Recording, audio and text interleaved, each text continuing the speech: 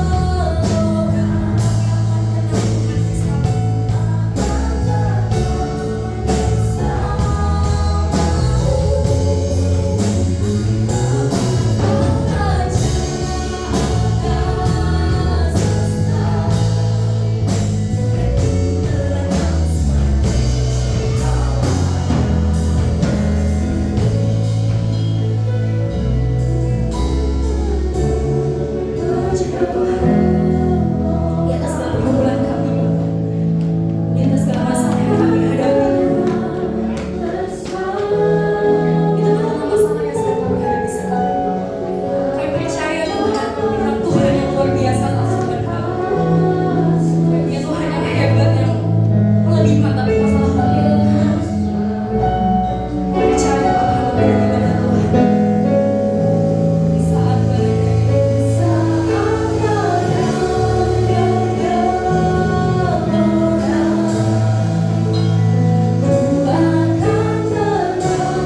bersamamu.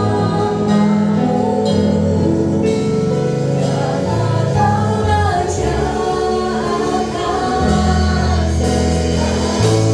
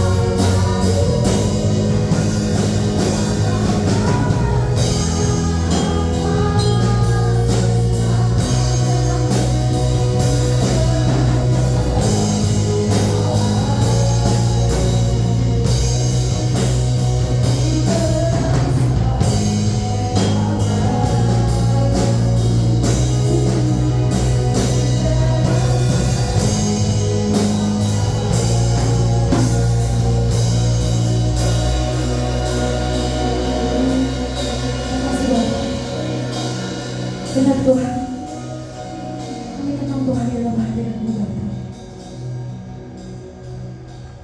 Kami percaya Tuhan, kami percaya Bapa bahwa kami punya Tuhan yang hebat. Kau boleh dan ditumbuh dalam kehidupan kami, yang menjaga kami sedemikian rupa Tuhan, yang merancangan garis kehidupan kami ya Tuhan.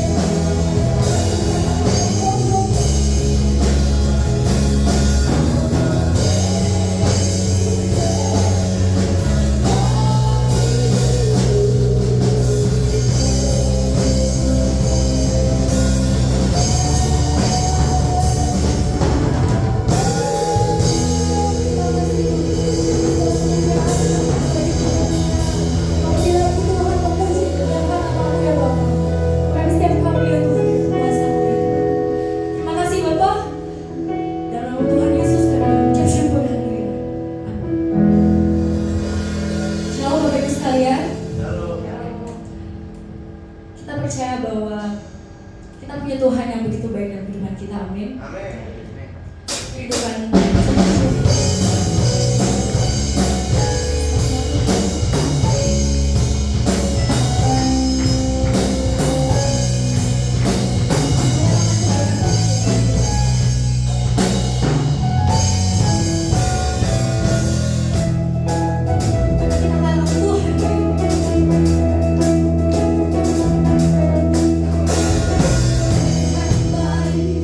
kita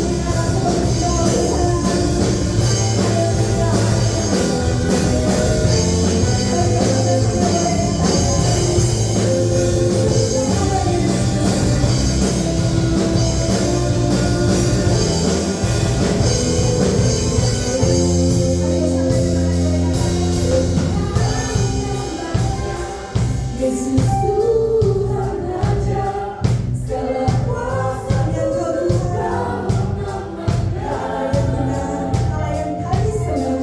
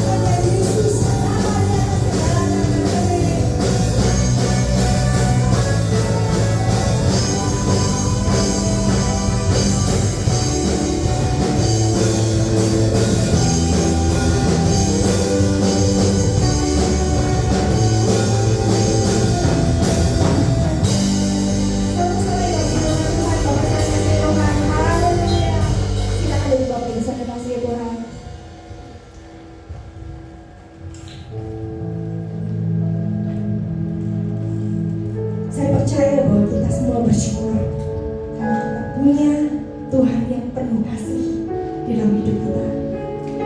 Sungguh kasih-Mu tidak berkesudahan atas kehidupan kami Tuhan. Dan sungguh kami bersyukur kami boleh menjadi anak-Mu Tuhan.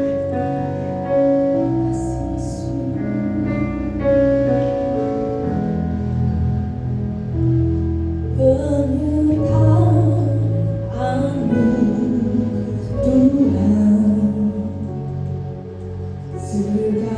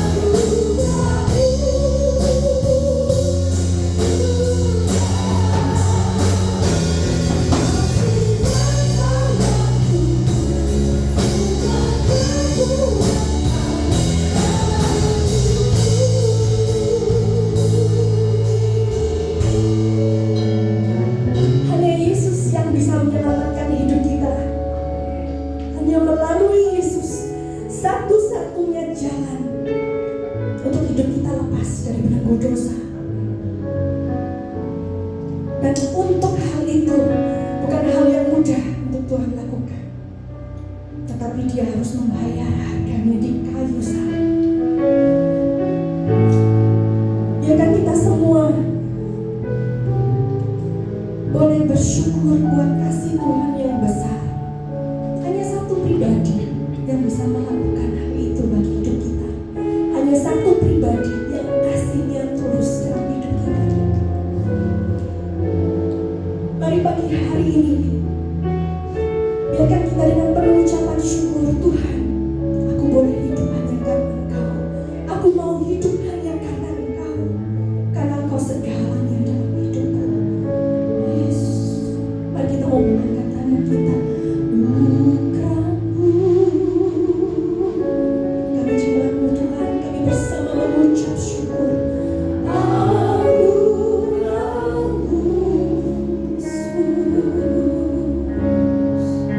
Semua karena anugerah-Mu,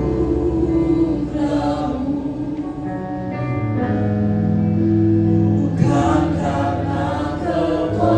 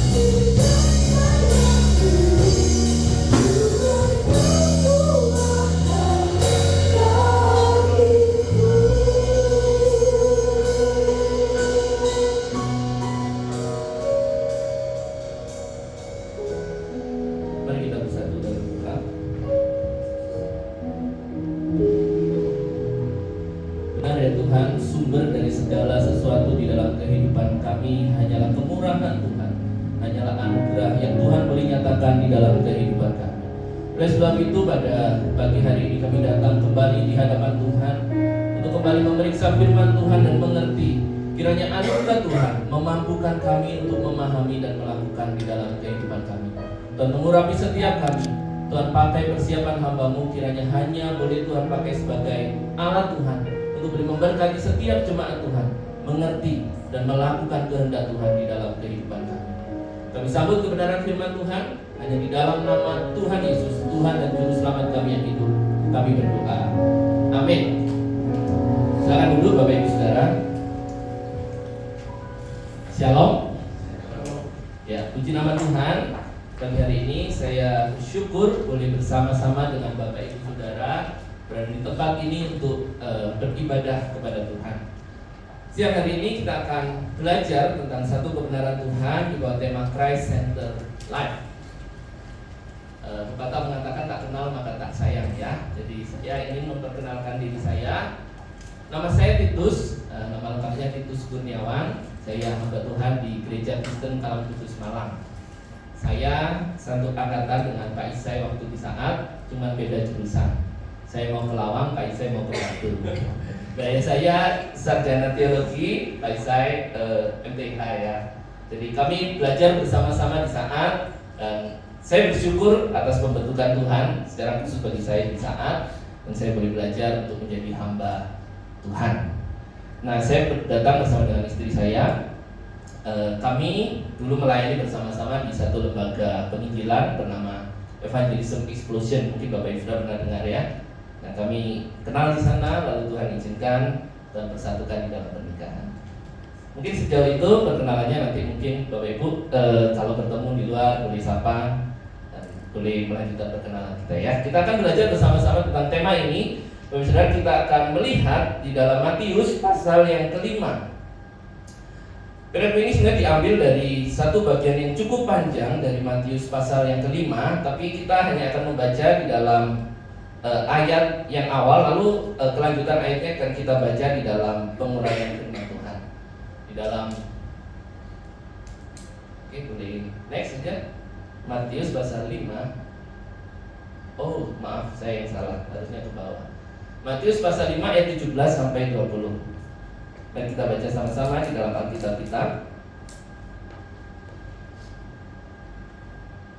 Matius pasal yang kelima ayat 17 sampai 20. Saya akan membacakan bagi kita di dalam terjemahan baru edisi yang kedua.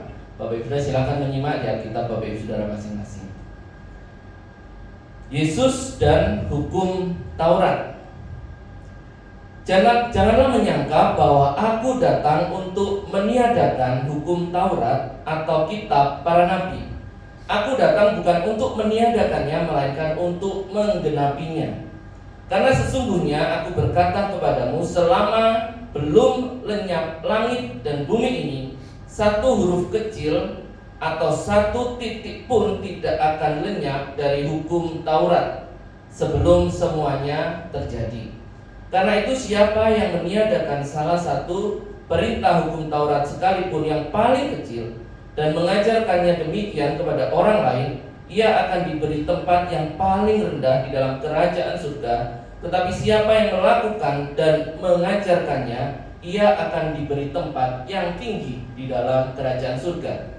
Aku berkata kepadamu, jika hidupmu tidak lebih benar daripada ahli-ahli Taurat dan orang-orang Farisi, sesungguhnya kamu tidak akan masuk ke dalam kerajaan surga. Demikian jauh pembacaan firman Tuhan. Berbahagia setiap kita yang membaca, merenungkan dan melakukan di dalam kehidupan kita.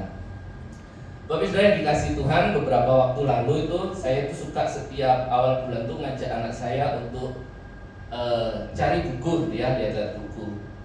Memang bukan kebiasaan yang mudah untuk mengajak anak zaman ini itu untuk baca. Jadi saya membiasakan, setidaknya saya berikan satu buku saja untuk dia bisa baca. Entah apa aja, dia mau komik, dia mau novel, terserah. Nah, itu untuk menggantikan sebetulnya ya kebiasaan main handphone. Sulit hari ini. Jangankan anak-anak ya, setiap kita pun punya times untuk lihat HP itu, waktu untuk lihat HP itu hampir berapa jam ya sehari? Panjang sekali gitu ya. Nah, saya biasa itu. Nah, sambil saya ajak dia untuk lihat-lihat buku, saya menemukan satu buku yang menarik. Buku itu judulnya Masyarakat Tanpa Tuhan. Ini ditulis oleh seorang yang agnostik. Dia menulis buku ini sebagai catatan penelitian dia di Swedia dan di daerah Eropa ya, di Swedia dan di Denmark. Dia meneliti, ternyata Bapak Ibu Saudara, orang-orang Denmark dan orang-orang Swedia itu hampir 80% itu tidak percaya kepada agama. Jadi mereka itu tidak beragama, walaupun tradisi agama, khususnya tradisi Lutera itu masih menjadi tradisi di antara mereka. Jadi mereka itu masih membawa anaknya itu ke gereja, masih maunya diberkati itu di dalam gereja, tapi mereka tidak percaya kepada Tuhan. Jadi agama itu diibaratkan sebagai budaya, sesuatu yang kalau tidak dilakukan nanti apa kata orang. Tapi ketika disurvei 80% lebih itu mereka tidak percaya kepada agama dan kepada Tuhan, atau yang biasa kita sebut ateis. Menariknya adalah negara ini adalah negara yang makmur, negara yang sangat sedikit terjadi kriminalitas. Jadi mereka begitu maju, kesehatan begitu diperhatikan. Jadi banyak orang pengen tinggal di sana sebagai satu negara yang nyaman untuk tinggal, sejahtera. Pertanyaannya adalah, kok bisa ya? Mereka yang tidak memikirkan tentang Tuhan, mereka bisa hidup sejahtera. Nah, di dalam kenyataan secara realitanya memang ada orang-orang yang tidak mau memikirkan Tuhan, tapi mengatur moral hidupnya sedemikian rupa sehingga bisa hidup berdampingan, toleransi, memikirkan kesejahteraan dan kesehatan masyarakat. Karena ini sebuah realita yang tidak bisa dihindari. Memang ada banyak contoh negara-negara ateis yang kemudian menjadi negara-negara yang begitu rusak ya, seperti misalnya kalau kita bayangkan Korea Utara gitu. Ya, kita memang mereka tidak boleh beragama, lalu kehidupan masyarakatnya begitu diktator sehingga cukup mengekang. Tapi di Denmark dan Swedia ini mereka bebas, demokratis, tapi kemudian mereka tidak memikirkan tentang Tuhan. Pertanyaan bagi kita, Bapak Ibu Saudara yang dikasihi Tuhan, adalah bagaimana dengan kehidupan kita yang menyebut diri sebagai orang yang beragama, memikirkan Tuhan, rajin beribadah? Apakah kehidupan kita menjadi kehidupan yang jauh lebih baik dari mereka? Ini menarik yang dicatat oleh Matius 5 ayat 20. Maka aku berkata kepadamu, jika hidup keagamaanmu tidak lebih benar daripada hidup keagamaan ahli-ahli Taurat dan orang-orang Farisi, sesungguhnya kamu tidak akan masuk ke dalam kerajaan surga. Tunggu dulu, kayak ada yang salah ya dari ayat ini. Kalau kita hidup tidak lebih benar dari orang-orang Farisi, kita tidak bisa masuk dalam kerajaan surga. Bukannya masuk kerajaan surga hanya oleh anugerah Tuhan. Bukankah kita masuk kerajaan surga itu bukan karena kebaikan yang kita lakukan?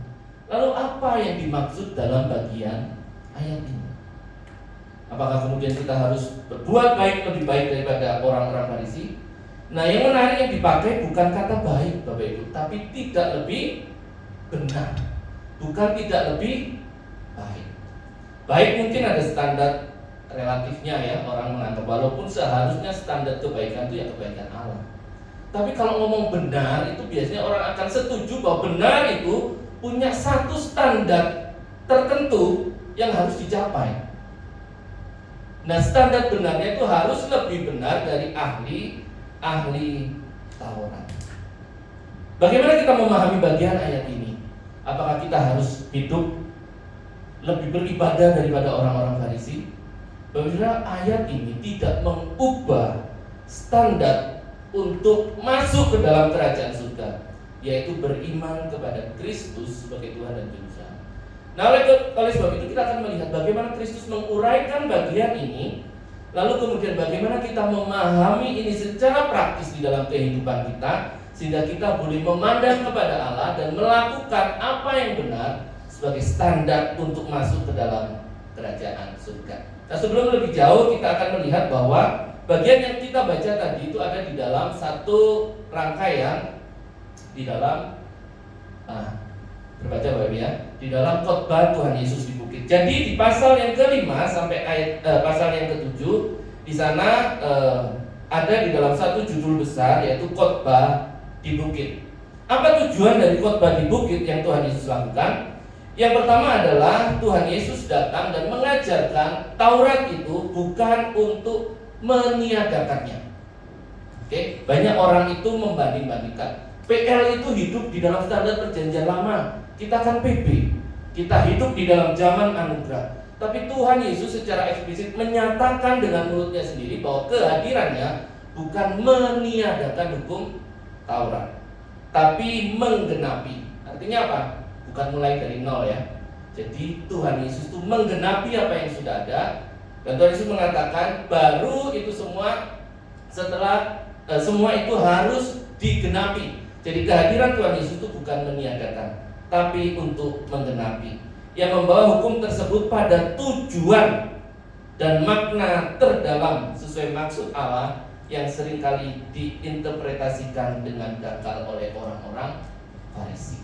Jadi kehadiran Tuhan Yesus di tengah-tengah dunia bukan meniadakan, tapi mengembalikan dan menggenapi apa yang Allah maksud di dalam hukum Taurat. Yang kedua, tujuan dari khotbah di bukit adalah transformasi dari dalam keluar. Itu yang menjadi tujuan dari khotbah di bukit. Ada sebuah standar kerajaan yang menuntut integritas batinnya, bukan sekedar aktivitas keagamaan. Makna terdalam ini menunjukkan bahwa dosa berakar pada niat, bukan sekedar tindakan fisik. Nanti kita akan melihat apa yang Tuhan Yesus kemudian nyatakan, dan kita akan melihat bahwa yang Tuhan maksudkan adalah bukan sekedar aktivitas keagamaan, tapi sesuatu yang ada di dalam hati. Dan yang terakhir, apa yang menjadi tujuan dari khotbah di bukit adalah ada standar moral yang berpusat kepada Allah. Puncak dari etika ini adalah panggilan untuk menjadi sempurna, sama seperti Bapamu yang di surga adalah sempurna. Apa yang dimaksud sempurna? Nanti kita akan lihat di dalam bagian penjelasan ayat-ayat selanjutnya. Jadi Bapak Ibu yang dikasih Tuhan, apa yang kita baca tadi dan yang akan kita renungkan adalah bagian dari sebuah khotbah yang Tuhan Yesus sampaikan di atas bukit. Kenapa kok di atas bukit ya? Beberapa penafsir memberikan gambaran Tuhan Yesus itu seperti Musa yang naik ke Gunung Sinai untuk mengambil loh batu Taurat. Jadi Tuhan Yesus sedang ingin mengingatkan untuk kembali kepada apa yang Allah maksudkan terhadap hukum Taurat. Tapi pertanyaannya, Bapak Ibu Saudara yang dikasih Tuhan, siapa dia sampai dia bisa memaknai ulang apa yang Allah sampaikan? Di sepanjang cerita di dalam Alkitab, Nabi itu tugasnya apa? Apa yang disampaikan oleh Allah disampaikan kepada umat. Tapi yang ini, seseorang yang mengajar di atas bukit ini bukan hanya menyampaikan apa yang Allah sampaikan, tapi dia memaknai ulang. Nah, tentu dia adalah seseorang yang melebihi dari sekedar nabi. Yesus melampaui dari sekedar pengajar, nabi. Dia adalah Allah itu sendiri. Maka dia punya hak, dia punya kuasa, dia punya otoritas untuk memaknai sesuai dengan apa yang Allah maksudkan bagi umatnya. Jadi karena Yesus adalah Allah, maka dia yang paling mengerti dari maksud dari firman-Nya. Nya yang adalah Allah, Nya yang adalah Kristus itu sendiri. Bapak Ibu yang dikasih Tuhan, kalau kita dititipi pesan sama seseorang, kita berusaha supaya pesan itu tidak bergeser maknanya, kita sampaikan kepada orang yang dituju. Tapi di dalam komunikasi itu pasti akan ada banyak hambatan. Hambatan dari apa yang disampaikan tidak clear, orang yang mendengar tidak jelas, dia kembali menyampaikan bisa jadi salah. Tapi kalau orang itu sendiri yang punya pesan, yang menyampaikan langsung kepada orang yang dimaksud, maka pesannya akan punya kemungkinan yang lebih besar untuk bisa dimengerti secara jelas, sesuai dengan apa yang dimaksud. Sebab Yesus adalah Allah, maka apa yang dia nyatakan kepada umatnya adalah benar-benar yang dimaksudkan oleh Allah. Sehingga nanti di dalam beberapa bagian ke bawah sampai ayatnya yang ke-48 kita akan melihat perbandingan-perbandingan yang Yesus sampaikan. Yesus akan bilang apa? Kamu pernah mendengar, tapi aku berkata kepadamu. Mari kita lihat satu persatu. Yang pertama, Bapak Ibu Saudara yang dikasih Tuhan, perikop selanjutnya dari bacaan kita, Tuhan Yesus membahas tentang kemarahan.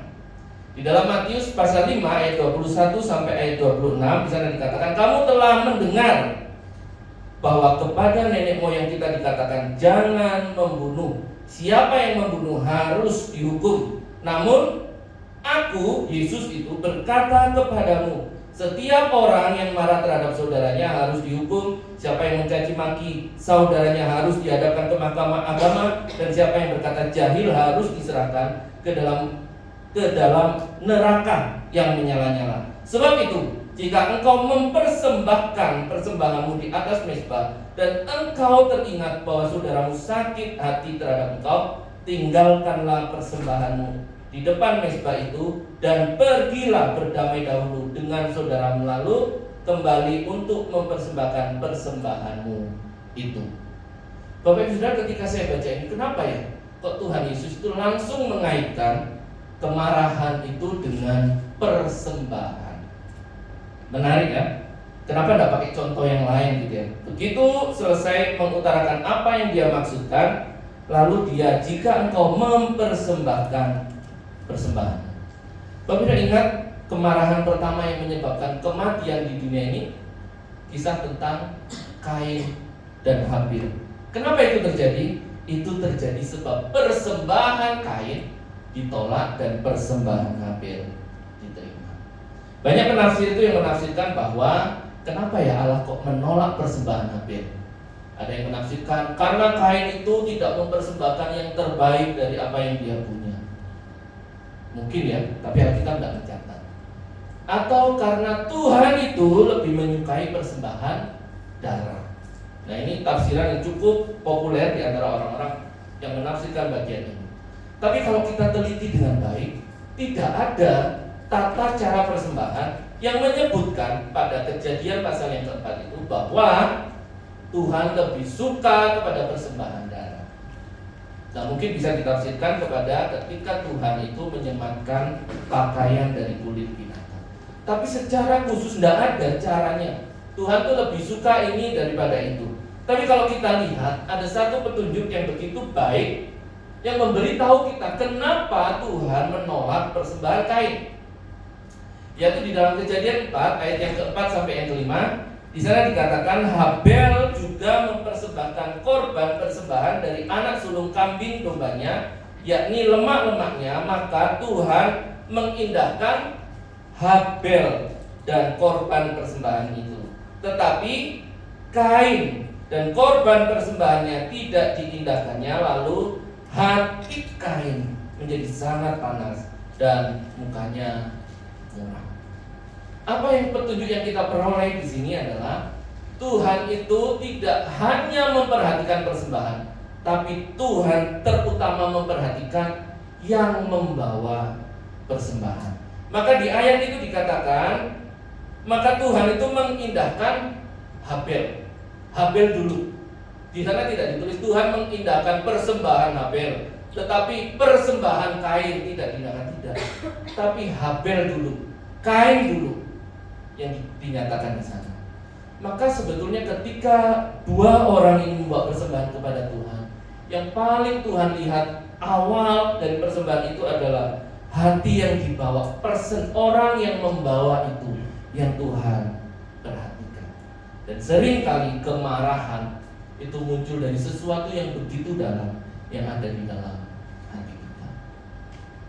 Bapak Ibu yang dikasih Tuhan, mungkin setiap kita punya pengalaman kemarahan gitu ya. Saya sendiri kalau selesai marah gitu ya, khususnya ke anak saya, itu saya kadang mikir kenapa ya kok tadi saya marah. Biasanya runtutannya itu bukan hanya karena satu kejadian. Mungkin dia saya suruh, dia nggak lakukan, saya marah. Tapi kalau saya perhatikan kemarahannya bukan di titik itu. Ada sesuatu yang lebih jauh. Saya capek, ada sesuatu di tempat lain yang membuat saya jengkel, tapi saya nggak bisa mengungkapkan. Kemudian di rumah saya ungkapkan itu dalam bentuk kemarahan kepada anak saya. Bapak Ibu Saudara yang dikasihi Tuhan, yang dibahas dan yang dibicarakan oleh Kristus ketika membicarakan tentang kemarahan ini, Kristus sedang berbicara tentang apa yang ada di dalam hati manusia. Bukan sekedar kemarahan atau pembunuhan yang membuat orang lain kehilangan nyawanya. Itu berbicara tentang sesuatu yang begitu dalam di hati kita. Maka itu nasihat Kristus adalah segeralah berdamai. Segeralah berdamai. Itu sedang mengutarakan apa yang Allah maksudkan tentang jangan membunuh. Jangan membunuh itu bukan sekedar larangan terhadap aktivitas membunuh, tapi ada sesuatu yang ada di dalam yang harus diselesaikan. Jadi Kristus memaknai ini untuk menjelaskan maksud Allah yang sebenarnya. Ini masalah hati. Mengingatkan kepada kasus Kain dan Habil. Ini masalah hati. Hati itulah yang membuat perselisihan. Hati itulah yang membuat relasi di antara kita menjadi rusak. Jadi kita perlu melatih gitu ya. Ada satu penulis, dia mengatakan untuk memperhatikan kesehatan emosi, kita perlu belajar setiap hari memperhatikan emosi kita. Kalau kita sedih, kira-kira sedih ini tadi karena apa ya? Kalau kita marah, kira-kira marah ini tadi penyebabnya apa ya? Dengan melatih diri kita untuk memperhatikan hal-hal secara emosi, kita bisa melihat kedalaman hati kita. Selanjutnya Tuhan Yesus di dalam perikop selanjutnya berbicara tentang perzinahan. Di dalam ayat yang ke-27 sampai ayat yang ke-30. Di sana dikatakan, kamu telah mendengar bahwa dikatakan jangan berzina. Namun aku, Tuhan Yesus itu berkata kepadamu, setiap orang yang memandang perempuan hingga menginginkannya sudah berzina dengan dia di dalam hatinya. Bagian ini akan berhubungan gitu dengan bagian yang selanjutnya, yaitu tentang perceraian gitu ya. Tuhan itu sudah mendesain manusia itu sepasang laki-laki dengan perempuan, bukan laki-laki dengan pria, bukan perempuan dengan wanita. Jadi Tuhan mendesain begitu indah, Adam dan Hawa itu didesain kemudian menjadi sebuah persekutuan yang indah yang Tuhan inginkan. Di sana terciptalah keluarga yang mengasihi Tuhan. Tapi kejatuhan manusia menyebabkan manusia itu menginginkan lebih dari apa yang seharusnya mereka miliki yang terindah itu dari Tuhan. Perzinahan mungkin pada zaman itu berkaitan dengan orang-orang yang menginginkan orang lain. Itu yang juga dibahas di dalam hukum Taurat, menginginkan istri orang lain. Tapi pada zaman kita ini bagian yang jujur tidak mudah. Di tengah gempuran teknologi, informasi dan segala macam, saya yakin ini bukan hanya pergumulan laki-laki. Walaupun secara khusus dibicarakan di dalam perikop ini, aku berkata kepadamu, setiap orang yang memandang perempuan tentu dimaksudkan nasihat kepada laki-laki. Tapi pada zaman ini Bapak Ibu Saudara, ini menjadi pergumulan setiap orang di tengah gempuran informasi gitu ya. Ini berbicara juga bukan hanya tentang pornografi, ini berbicara tentang perselingkuhan, tentang orang-orang yang kemudian nyaman dengan seseorang yang bukan istrinya atau suaminya, lalu kemudian dilanjutkan dengan hal-hal yang tidak berkenan di hadapan Tuhan. Siapa yang bisa jatuh kepada dosa ini? Setiap kita. Maka Tuhan Yesus mengingatkan untuk membawa setiap kita pada akar masalah, yaitu hati. Kembali lagi, setiap orang yang memandang perempuan hingga menginginkannya sudah berzina dengan dia di dalam hatinya. Maka ada satu nasihat yang begitu ekstrim, jika matamu yang karena menyebabkan engkau berbuat dosa, cungkil dan buanglah, karena lebih baik bagimu jika satu dari anggota tubuh binasa, tetapi tubuhmu seutuhnya daripada tubuhmu seutuhnya dicampakkan ke dalam neraka. Benar, mungkin nasihat ini ekstrim ya. Kalau begitu, kalau saya habis lihat wanita saya congkel mata saya, tentu tidak secara harfiah itu yang dimaksudkan. Tapi nasihat ini menunjukkan betapa seriusnya nasihat yang Tuhan Yesus berikan, seriusnya dampak dari dosa tersebut. Mungkin kita pernah mendengar ada satu keluarga yang begitu harmonis gitu ya, tumbuh sebagai keluarga kecil, punya anak, lalu suaminya kerja di pekerjaan, ketemu dengan mantannya yang dulu atau ketemu dengan wanita lain, lalu kemudian jatuh di dalam perselingkuhan. Sesuatu yang indah tadi kemudian hancur. Perzinahan ini menghancurkan begitu banyak keluarga, dan ini menjadi nasihat yang begitu serius yang Tuhan Yesus katakan. Ini bukan tentang aktivitasnya saja, tapi ini kecenderungan berdosa manusia di dalam hati, yang kalau kita tidak berlari dari dosa ini, kita bisa tenggelam dan menghancurkan lebih banyak hal yang berarti di dalam kehidupan kita. Bapak Ibu, itulah yang kemudian dinasihatkan di dalam perceraian, yang dinyatakan, telah dikatakan siapa yang menceraikan istrinya harus memberi surat cerai kepadanya. Namun aku berkata kepadamu, setiap orang yang menceraikan istrinya kecuali karena zina, ia menjadikan istrinya berzina, dan siapa yang kawin dengan perempuan yang diceraikan, ia berzina. Itu dampak dari zina kemudian perceraian ini merusak begitu banyak keluarga. Kenapa hari ini ada begitu banyak anak-anak yang kriminal, sulit diatur? Semua berakar dari keluarga yang rusak. Ini sebuah nasihat yang serius yang Tuhan Yesus nyatakan. Ada orang yang bilang kalau di Katolik itu orang nikah tidak boleh cerai. Memangnya kalau kita boleh? Tidak boleh, Bapak Ibu. Semua orang Kristen yang menikah dan diberkati oleh Tuhan tidak boleh bercerai. Saya tidak ingin masuk di dalam sebuah perdebatan. Ada orang-orang yang kemudian di dalam kehidupannya itu menderita, dipukul suaminya, masa dia harus bertahan. Itu ada kasus-kasus khusus yang mungkin perlu dibicarakan secara khusus. Tapi yang dimaksudkan oleh kebenaran firman Tuhan adalah apa yang dipersatukan oleh Allah itu tidak boleh diceraikan oleh manusia. Ini nasihat yang serius di dalam keluarga. Oleh sebab itu nasihat bagi orang-orang muda kalau mau menikah, perhatikan baik-baik, pertimbangkan dengan matang pasangan kita. Sebab ketika kita menikah itu kesepakatan seumur hidup, bukan kesepakatan kalau sanggup bertahan, kalau nanti keadaannya baik-baik saja. Itulah sebabnya dikatakan sebuah ikatan sampai mau memisahkan. Sebab perceraian itu berdampak begitu serius di dalam kehidupan kita. Bapak Ibu Saudara yang dikasih Tuhan, kalau kita cek faktanya gitu ya, yang ada di sekitar kita saja. Saya tadi cari, ini sekitar bulan Maret yang lalu, dua bulan pengadilan agama itu di Kota Malang terima 542 permohonan perceraian. Jadi walaupun bagi kita ini sesuatu yang sakral, sesuatu yang begitu kita jaga, ternyata di sekitar lingkungan kita ada begitu banyak orang yang menganggap pernikahan itu ya kayak orang pacaran. Kalau cocok dilanjutkan, kalau nggak cocok cari yang lain. Bukan itu yang diajarkan oleh kebenaran firman Tuhan. Kita diajar untuk setia menghadapi segala tantangan perjalanan kehidupan. Biar kita boleh mengingat nasihat ini buat rekan-rekan muda yang akan menikah, yang mempertimbangkan untuk menikah. Perhatikan baik-baik. Yang kita lakukan adalah ikatan seumur hidup. Sebab sejak semula memang Allah mendesain manusia itu satu laki-laki dan satu perempuan. Bagaimana dengan banyak cerita di Perjanjian Lama? Coba selidiki. Pasti yang lebih dari satu itu akarnya adalah dosa. Kalau kita selidiki kenapa Tuhan mengizinkan, pasti kalau kita cari tahu akarnya pasti dosa. Salomo pada akhirnya juga kehidupannya hancur oleh karena hal ini. Selanjutnya Bapak Ibu yang dikasih Tuhan, mari kita melihat apa yang Tuhan Yesus nasihatkan, yaitu tentang sumpah. Sumpah ini berbicara tentang pernyataan kita. Kalau ya adalah ya, kalau tidak adalah tidak. Kamu telah mendengar yang difirmankan, mata ganti maaf.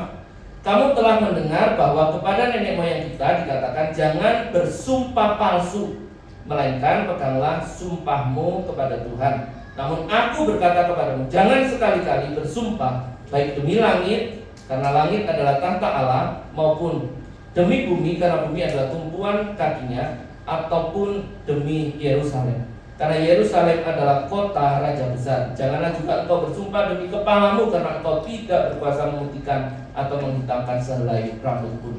Jika iya, hendaklah kamu katakan iya. Jika tidak, hendaklah kamu katakan tidak. Apa yang lebih daripada itu berasal dari si jahat. Manipulatif, hal-hal yang karena kita inginkan kita dapatkan, kita memanipulasi sesuatu, itu bukan hal yang asing juga ya. Khususnya kalau kita lihat di dunia berpolitikan gitu ya, yang akhir-akhir ini sedang panas-panasnya gitu ya. Orang itu bisa habis ngomong A, kemudian ketika dituntut untuk merealisasikan apa yang dia katakan, dia bisa ngomong B. Ngomong B-nya diputer lagi. Yang A itu tadi maksudnya A-nya itu agak melengkung supaya jadi seperti B. Ini menjadi sesuatu orang bilang itu sistem bertahan, gitu ya. Supaya kita bisa bertahan, maka kita boleh sedikit mengurangi kebenaran supaya orang menganggap itu sebagai kebenaran. Tapi ternyata itu bukan hanya aktivitas para elit, Bapak Ibu Saudara. Di dalam kehidupan kita sehari-hari, tidak jarang juga kita melakukan hal-hal yang seperti ini. Daripada risikonya lebih besar, nggak apa-apa bohong sedikit. Tapi firman Tuhan memberitahu kita, kalau iya, katakan iya. Kalau tidak, katakan tidak. Apa yang lebih daripada itu berasal dari si jahat. Firman Tuhan memberitahu kita, tujuan kita yang disebut sebagai standar kebenaran tadi, itu adalah apa persis seperti yang Allah kehendaki. Tidak boleh kurang, tidak boleh lebih. Apa yang menyebabkan manusia bergeser dari hal itu adalah sebab manusia telah jatuh di dalam dosa. Kecenderungan orang yang berdosa mengarah kepada dosa dan mempertahankan dirinya di dalam kebenaran yang dia yakini sendiri yang tidak sesuai dengan standar kebenaran Allah. Jadi Tuhan Yesus memaksudkan di sini untuk menasihatkan orang-orang itu, kalau iya, ya iya. Jangan iya, tapi yang apa kamu maksudkan sendiri, yang bukan dimaksudkan oleh Allah. Ini nasihat praktis sekali di dalam kehidupan kita, yang perlu kita ingat dan kita hidupi di dalam kehidupan kita. Kalau iya, katakan iya. Kalau tidak, katakan tidak. Sebab yang lebih dari itu berasal dari si jahat. Nasihat selanjutnya memberitahu kita tentang pembalasan. Di dalam Matius pasal 5 ayat 38 sampai 42. Ini berbicara tentang sebuah hukum yang disebut lex talionis. Itu bahasa Latinnya apa? Intinya adalah sebuah peraturan hukum di mana pembalasan itu harus setimpal dengan apa yang dia terima. Nah, di dalam menyikapi hukum ini ada seorang pemikir, seorang tokoh dunia bernama Mahatma Gandhi itu bilang gini, kalau mata ganti mata itu hanya akan membuat seluruh dunia menjadi buta. Kalau aturan ini yang diterapkan, maka seluruh dunia akan buta. Sebetulnya hukum ini dimaksudkan untuk mengatur sesuatu yang baik, khususnya di dalam Taurat, di dalam Perjanjian Lama. Jadi hukum ini Bapak Ibu Saudara dimaksudkan untuk membatasi pembalasan. Jadi kalau mata ya sudah mata saja. Kenapa? Karena kecenderungan orang itu untuk membalas lebih dari apa yang dia terima. Bapak Ibu pernah dengar gini, kalau kamu baik sama aku bisa lebih baik kepada kamu. Tapi kalau kamu jahat sama aku bisa lebih jahat. Ini dijadikan sebuah kutipan yang normal, yang kemudian banyak orang tuh memposting kalau dia disakiti orang, dia akan posting seperti itu. Nah, tapi hukum mata ganti mata itu sebetulnya dimaksudkan supaya pembalasan itu tidak melampaui dari apa yang seharusnya, menegakkan keadilan yang seimbang, lalu mencegah kekerasan yang berantai, dendam yang berikutnya karena ingin membalas secara lebih. Maka maksudnya sebetulnya di dalam Perjanjian Lama mata ganti mata itu supaya tidak melampaui apa yang seharusnya. Tapi standar sesungguhnya yang dimaksudkan oleh Allah di dalam pembalasan dendam adalah Allah berharap di dalam setiap perselisihan, di dalam setiap luka yang kita alami itu diselesaikan dengan berdamai. Kalau kita lihat di sana, nasihat firman Tuhan dikatakan, namun aku berkata kepadamu, janganlah melawan orang yang berbuat jahat kepadamu, melainkan siapapun yang menampar pipi kananmu, berilah juga kepadanya pipi kirimu. Kepada orang yang hendak mengadukan engkau karena mengingini bajumu, serahkanlah juga jubahmu. Siapapun yang memaksa engkau berjalan sejauh 1 mil, berjalanlah bersama dia sejauh 2 mil. Berilah kepada orang yang meminta kepadamu dan janganlah menolak orang yang mau meminjam darimu. Jadi ada satu standar yang melampaui dari apa sekedar mata ganti mata, yaitu memberi diri lebih jauh dari apa yang seharusnya. Jadi ini berawal dari hati, kemauan untuk berdamai, tidak membalas apa yang kita terima. Ini standar hidup yang melampaui dari standar hidup dunia. Mudah nggak Bapak Ibu Saudara? Susah, susahnya pakai banget tadi ya. Karena kita itu punya kecenderungan kalau kamu sakiti aku bisa menyakiti kamu lebih lagi. Tapi yang dimaksudkan oleh firman Tuhan adalah kebaikannya yang harusnya lebih lagi. Dan ini berhubungan dengan bagian selanjutnya yang berkata, supaya setiap kita mengasihi musuh kita. Kamu telah mendengar yang difirmankan, kasihilah sesamamu manusia dan bencilah musuhmu. Namun aku berkata kepadamu, kasihilah musuh-musuhmu dan berdoalah bagi mereka yang menganiaya kamu. Dengan demikian kamu menjadi anak-anak Bapamu yang di surga, sebab Ia menerbitkan mataharinya bagi orang yang jahat maupun orang yang baik, dan menurunkan hujan bagi orang yang benar maupun orang yang tidak benar. Jadi bagian firman Tuhan ini mengajarkan kepada kita melampaui dari apa yang menjadi standar dunia. Pada akhirnya Bapak Ibu, apa yang Tuhan Yesus ajarkan ini adalah sebuah kebenaran yang melampaui dari kebenaran yang dilakukan oleh orang-orang Farisi. Orang-orang Farisi begitu setia melayani Tuhan, melakukan hal yang baik. Mereka mungkin beramal, memberikan persembahan, tapi semua dilakukan sebagai sesuatu aktivitas untuk dilihat orang secara lahiriah. Itulah sebabnya ada bagian-bagian Alkitab yang lain menunjukkan bahwa persembahan seorang janda itu dianggap lebih besar, sebab ini berbicara tentang hati.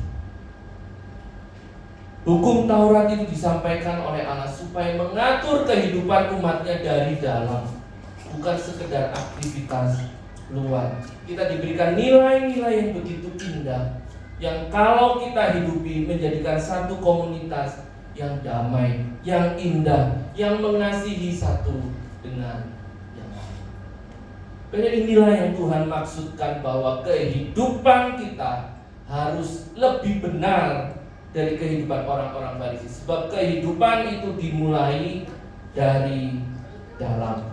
Dan pada akhirnya dikatakan di ayat yang ke-48, karena itu haruslah kamu sempurna seperti Bapamu yang di surga adalah sempurna.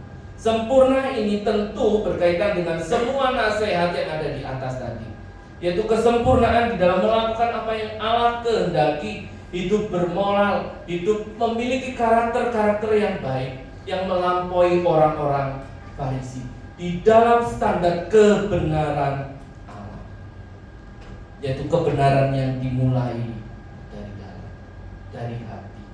Bila mari kita memperhatikan hati kita, melampaui dari apa yang kita lakukan di dalam aktivitas-aktivitas kita. Kalau dalamnya benar, keluarnya itu pasti benar. Tidak perlu diperdebatkan. Mau pelayanan seminggu berapa kali, mau persembahan berapa banyak, itu tidak perlu diperdebatkan kalau hati kita benar di hadapan Allah. Maka yang ada di dalam pikiran kita adalah apa yang terbaik yang saya bisa beri bagi Tuhan. Sebab Tuhan telah terlebih dahulu memberi yang terbaik bagi saya. Hukum Taurat, nasihat-nasihat firman Tuhan dimaksudkan untuk mengubah hal yang paling penting, yaitu hati kita. Oleh sebab itu jangan hanya mengukur orang lain itu berdasarkan apa yang nampak, termasuk mengukur diri kita sendiri. Tidak lebih banyak aktivitas agama itu membuat kita semakin lebih rohani. Tidak semakin banyak persembahan kita itu membuat kita semakin dikasihi Tuhan. Tapi kasih dan kebaikan Tuhan itulah yang mengawali seluruh pekerjaan baik kita. Entah itu pelayanan, entah itu persembahan, entah itu perhatian yang kita berikan satu dengan yang lain. Semua berakar karena Allah telah terlebih dahulu mengasihi kita. Di akhir dari renungan ini saya ingin Bapak Ibu mengingat 3 hal ini saja. Kalau nasihat-nasihat yang banyak tadi mungkin yang berkaitan dengan kehidupan kita bisa ingat ya. Tapi biarlah kita boleh mengingat 3 hal penting ini. Yang pertama, kehidupan yang berpusat pada Kristus itu menyadari bahwa manusia telah gagal. Dosa membuat manusia gagal memahami maksud dari firman. Baru boleh bayangkan ya, sepanjang ratusan tahun Taurat itu telah diturunkan, tapi mereka melakukan aktivitas fisiknya tanpa memaknai apa yang sebetulnya menjadi kehendak Allah. Dosa itu dampaknya begitu serius. Bukannya dosa itu membuat kita terpisah dari Allah, bahkan kita gagal untuk mengerti apa yang Allah kehendaki dalam kehidupan kita. Dan yang kedua, kita disadarkan bahwa kita bisa kembali kepada maksud Allah, dibenarkan oleh Allah, hidup semakin serupa dengan apa yang Allah kehendaki, yaitu hanya melalui Kristus. Yesus datang untuk memulihkan dan membawa manusia kembali kepada rancangan Allah. Jadi kita sudah gagal, kita tidak bisa mengerti apa yang menjadi maksud dan kehendak hati Allah. Di dalam Kristus, ketika kita percaya kepada Dia, kita dipulihkan untuk mengerti apa yang Allah kehendaki bagi kehidupan kita. Dan yang terakhir, kita tidak bisa melakukan seluruh nasihat yang Kristus lakukan itu dengan kekuatan kita. Kalau kita tidak berpusat kepada Kristus, kita tidak bisa melampaui standar kebenaran orang Farisi. Semua hanya bisa dilakukan di dalam Kristus. Itulah maksudnya kita akan bisa masuk ke dalam kerajaan surga. Beda dengan kekuatan kita, tidak mungkin bisa kita memenuhi seluruh aturan Taurat dan segala hal yang Tuhan Yesus telah uraikan. Tapi hanya ketika kita percaya bahwa kekuatan itu dari Allah Roh Kudus, melalui kehidupan yang berpusat terhadap Kristus, kita bisa melakukannya. Kita melampaui standar kebenaran orang Farisi. Kita beroleh kebenaran yang Kristus telah berikan kepada kita, sehingga kita boleh masuk ke dalam kerajaan surga. Benar, ketika kita nanti, saya tidak tahu pasti ya apa yang akan Allah katakan ketika kita berhadapan dengan Dia. Tapi kalau kita boleh bayangkan, kalau Allah melihat kepada kita, kira-kira ada nggak kebenaran di dalam kehidupan kita? Nggak ada. Kecenderungan hatinya itu berdosa. Lalu bagaimana kita bisa masuk ke dalam kekekalan bersama-sama dengan Dia di surga? Karena Allah memandang kebenaran yang ada di dalam Kristus, yang telah dilimpahkannya kepada kita, diimpartasikan kepada kita. Allah melihat kebenaran Kristus yang ada di dalam diri kita. Kebenaran itulah yang menyelamatkan kita.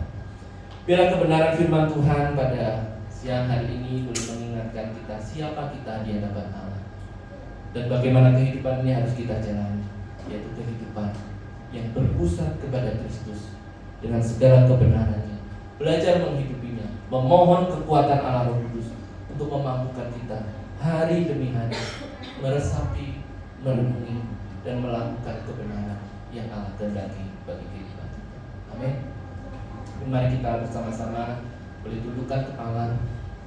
Bapak Ibu Saudara yang dikasihi Tuhan, pada siang hari ini saya ingin mengajak kita untuk kembali merenungkan kehidupan kita. Siapa kita sesungguhnya di hadapan Allah? Sanggupkah kita melakukan kebenaran-kebenaran yang Dia berikan, yang Dia tuntutkan di dalam kehidupan kita? Kalau kita melakukan berdasarkan kekuatan yang kita miliki, betapa rapuhnya kita. Hari ini kita berkomitmen, esok hari kita melupakan apa yang kita katakan. Oleh sebab itu mari kita kembali kepada Kristus, pusat kehidupan kita. Mari kita mohonkan kepada Dia, Tuhan, kiranya kekuatan yang daripada-Mu memampukan setiap kami untuk memandang hanya kepada Engkau. Oleh sebab kami percaya Kristus dengan segala kebenarannya telah diberikan kepada setiap kami.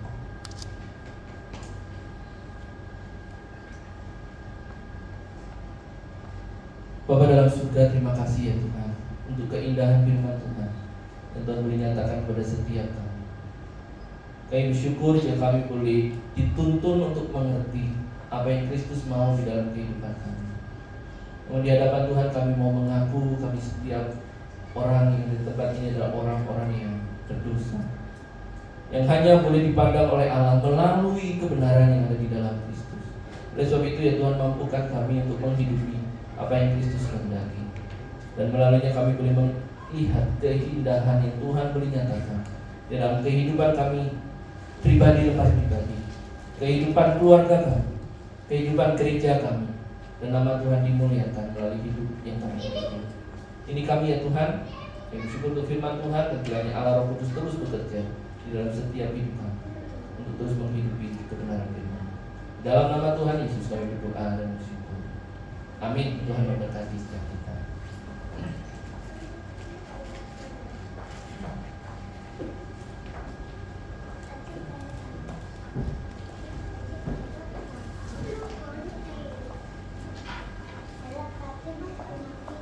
Terima kasih Bapak Pendeta Putus untuk firman Tuhan yang amat luar biasa bagi kehidupan kita.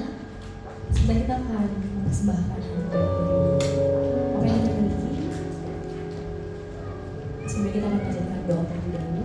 Terima kasih Bapak yang baik, terima kasih Bapak yang sudah mengucap syukur Tuhan untuk pernyataan dan perlindungan Tuhan sepanjang hari sepanjang minggu ini Tuhan.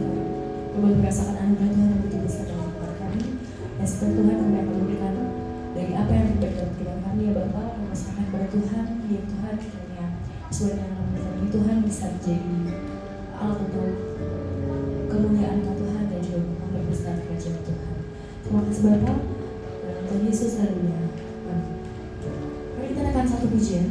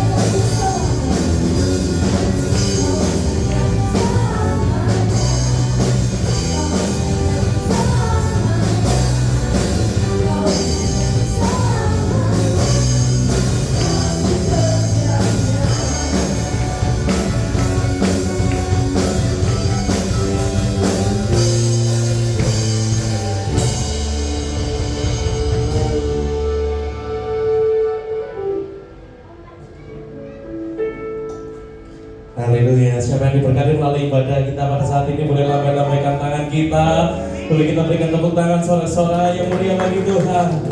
Mari sekarang sama-sama kita mau mengangkat kedua tangan kita terima berkat Tuhan.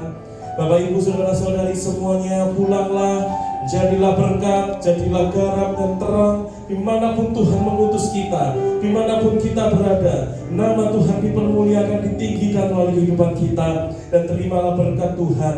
Biarlah kasih daripada Allah Bapa, anugerah kasih sayang daripada Tuhan Yesus Kristus, persekutuan penyertaan Roh Kudus menyertai kita mulai dari sekarang dan sampai selama-lamanya. Dan semua kita diberkati Tuhan kita semua, sama-sama katakan amin. Selamat pulang, Tuhan Yesus memberkati.